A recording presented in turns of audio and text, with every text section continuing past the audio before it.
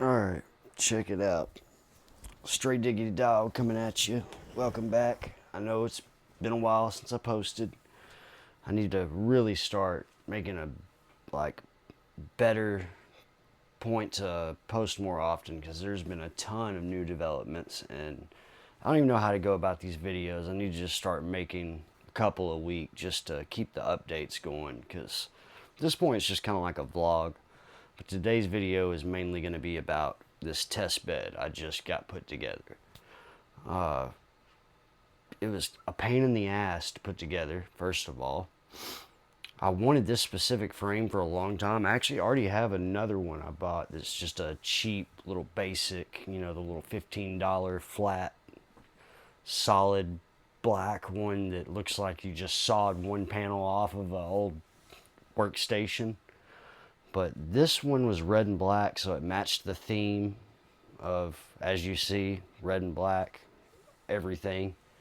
And I actually even had an old power supply I got for free thrown into a bundle deal that it's got the ugly mustard and ketchup cables, but it actually had a red LED fan in it and it was 850 watts, so I figured it was a perfect candidate to throw on my test bed.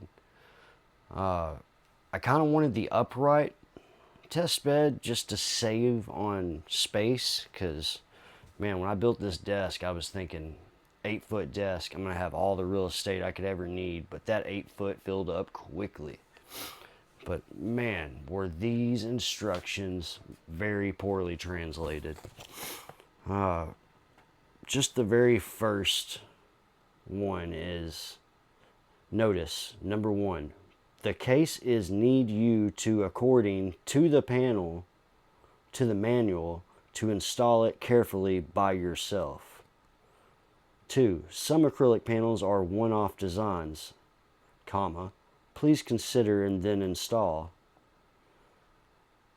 3. Motherboard is AXT structure, not ATX, AXT. Size need to be within 305 244 mil. It was a pain in the ass. If you're going off these instructions, you're really better off looking at the picture online and just going off of that. But man, they gave me a million freaking. It comes with these little Mickey Mouse gloves that are like cloth that are definitely from Asia because you have to have very small hands to work with these. And it came with a nice little plastic case you can use for something else later down the road, maybe. I've already put a hole in it near about, but all these baggies, like, I still have a ton of leftover parts, but 1, 2, 3, 4, 5, 6, 7, 8, 9, 10, 11, 12, 13, 14, 15, 16, 17, 18. 18 different baggies of screws and nuts and bolts and miscellaneous things you need to put it together. And I still have 5 or 6 of them I haven't even touched. Now, I haven't put any fans or a radiator or anything on it, so I do need some of these long fan screws, which those will come in handy later down the road. But anyway, I've been needing a test bed, and the reason I said I need to update more often is because I've turned into a collector rather than a builder or a PC flipper, because I have continued to buy stuff even though I've been too busy to put any units together to even have listed. I completely missed the window of opportunity for Christmas, second year in a row. But I just keep buying stuff, and I dire need of a storage unit. I took 2 days off this week just so I could try to get some stuff done. I also have a full racing sim set up that we'll be putting together in another video. I've never done the whole racing sim thing. Not big on racing games. I feel like I would enjoy it a lot more with the realistic, steering wheel, shifter, pedals, all that. But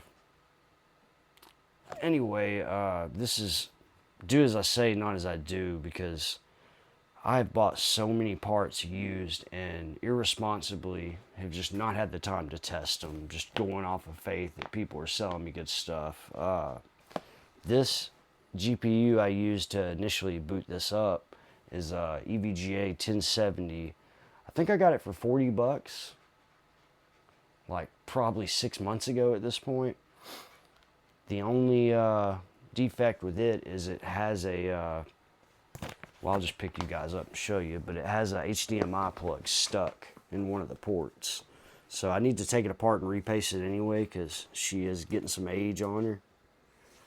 But you can see right here, this little deal is just jammed in the port and stuck.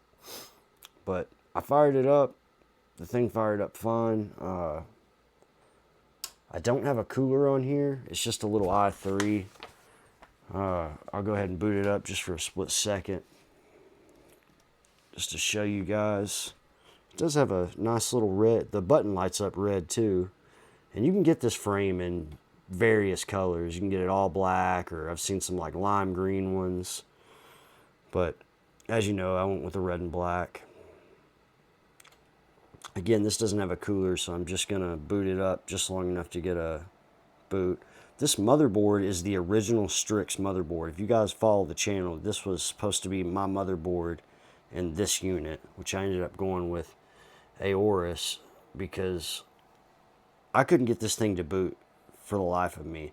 And I then bought another one that was like the highest end Strix you could get for LGA 1700 socket. And it also would not, I could get it to boot, but it would not boot into Windows for whatever reason. This is Intel, so it takes a minute to train memory. Which, by the way, those are two 32 gig sticks of Corsair Vengeance.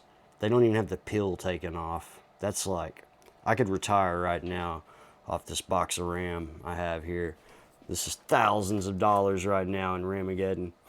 Anyway, as you see, boom, we got a boot. For whatever reason, this motherboard is now working. I don't know if back when I was trying to build it, maybe I just didn't have something plugged in good, but I really doubt that because I spent a lot of time jacking with it and troubleshooting, and I could never get a post out of it. But as you see now, it posts.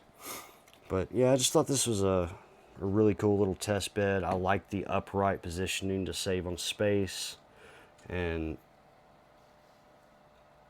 the button lights up red, as well as the power supply has a red LED fan in it. So I thought that was fitting for this test bench. But now that I have a test bench thrown together, we can go through, and I'm going to go ahead and turn this off because that CPU is probably getting a little warm.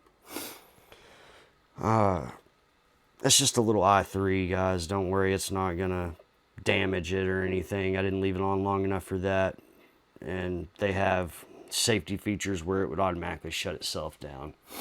But yeah, now that I have a test bench, I need to go through and test. As you see, my rack is completely full, and I got this skinnier rack not only because it would fit, obviously I could go this way with it too, but the idea is when this thing gets full, that's an indicator I need to start building and flipping. I'm slacking. But I've got a Radeon 5700. That's not my actual address, so I'm not really worried about that doxing me. That was like a weird one that only has mini HDMI ports. I saw that on Toasty Bros video. That's not actually a 4070 Super Ti. It's a 2070 Super, as well as the 1070 that we have in the test bed. This is actually a 1660 Super, but it's an EVGA model. That is actually a 3050. Then I have a 3060 Ti. I have a 1080 Founders, which I might hold on to for a wall hanger. I got both these fans brand new in the box for like 20 bucks a pop.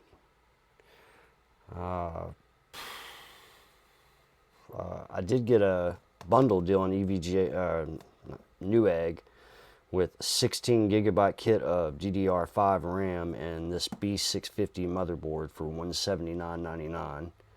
which is kind of wild because before Ramageddon happened, I've never even seen an 8 gig stick of DDR5. I've only seen them in 16 gig sticks. But yeah, I've got a lot more. Oh yeah, I got the Challenger ARC B580.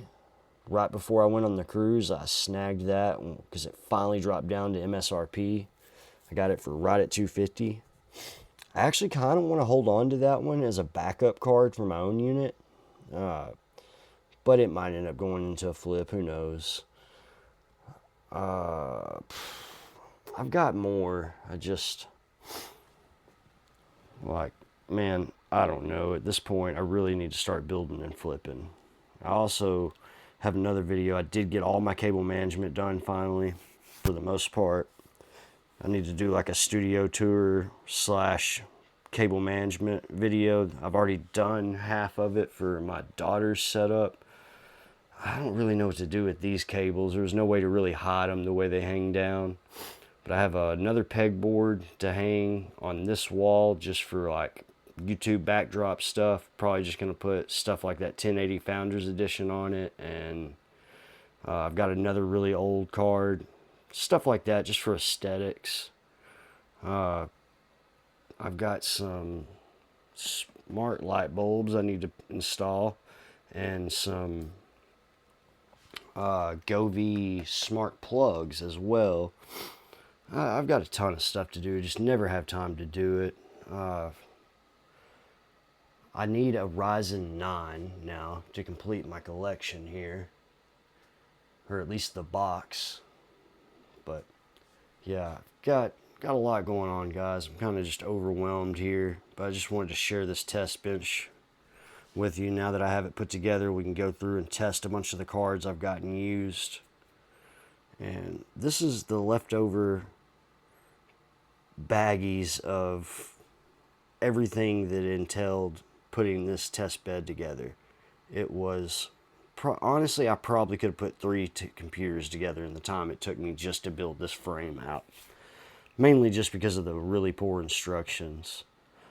But yeah, just wanted to show off the test bed that I finally got put together, and probably do another video pretty soon, just kind of testing video cards out and going through the giant collection of parts that I've compiled.